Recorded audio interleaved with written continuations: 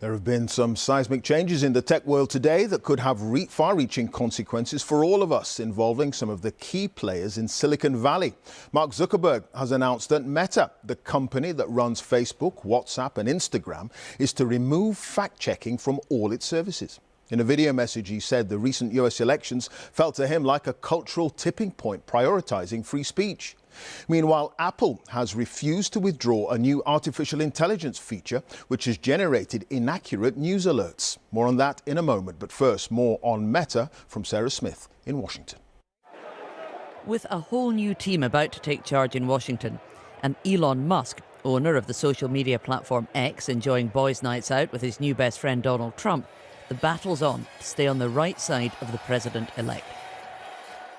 Meta owner Mark Zuckerberg, who controls Facebook, Instagram and Threads, has a much trickier relationship with Mr. Trump, having banned him from Facebook after the January the 6th riots 4 years ago. Stolen by the fake news media. That's what they've done and what they're doing.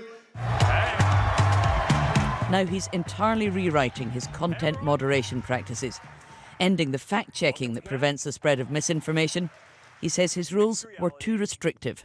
We've reached a point where it's just too many mistakes and too much censorship. The recent elections also feel like a cultural tipping point towards once again prioritizing speech.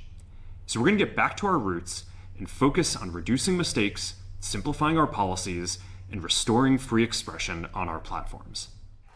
Would you like to apologize for what you've done to these good people? Mark Zuckerberg came under heavy political criticism less than a year ago for not restricting content that allowed online child exploitation. He publicly apologised to the families affected. Now, the martial arts fan is fighting by different rules, saying political bias had infected his fact-checking, and now's the time for more of an information free-for-all. Elon Musk radically changed the rules and the vibe at X since he bought what was then called Twitter. And Donald Trump believes that helped him to get elected. Now he's about to take charge. Others are bending their rules to suit him too. It's notable that Mark Zuckerberg said that these rule changes will apply for now only in America and that he's got no plans to introduce them into Europe or the rest of the world. And in fact, Donald Trump himself has just been giving a news conference and he was asked there if he thinks that Meta are introducing these changes in response to his threats toward the company, and he said, probably. Now, it was actually a very wide-ranging news conference with a lot of pretty dramatic statements, a taste, I think, of what's to come when he takes over as president in less than 2 weeks' time now. I'll run you through some of the headlines of what he was saying. He threatened that he would introduce really high tariffs against Denmark if the country refuses to give up control of Greenland, which is a territory that Donald Trump wants the United States to control. And he even refused to rule out the use of force to take over Greenland and/or the Panama Canal, if that's what's necessary to obtain US control of those territories. And he was also talking in that press conference about renaming the Gulf of Mexico. Have a listen to this and it'll give you a flavour of what he was talking about.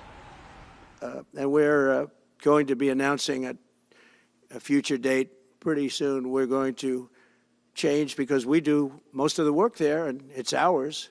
We're going to be changing the name of the Gulf of Mexico to the Gulf of America. He also mentioned a couple of very serious foreign policy issues. He talked about wanting NATO countries to contribute 5% of their budgets in defence if they're going to be NATO members instead of the 2% which the current rules currently stipulate. And he also said about the hostages, the Hamas-held hostages in Gaza, that all hell will break loose if they are not released before he takes office in about 2 weeks' time. He didn't explain what that would be, but said it would be bad for Hamas and bad for everybody. All right, Sarah, thank you. Sarah Smith, our North America editor, live in Washington.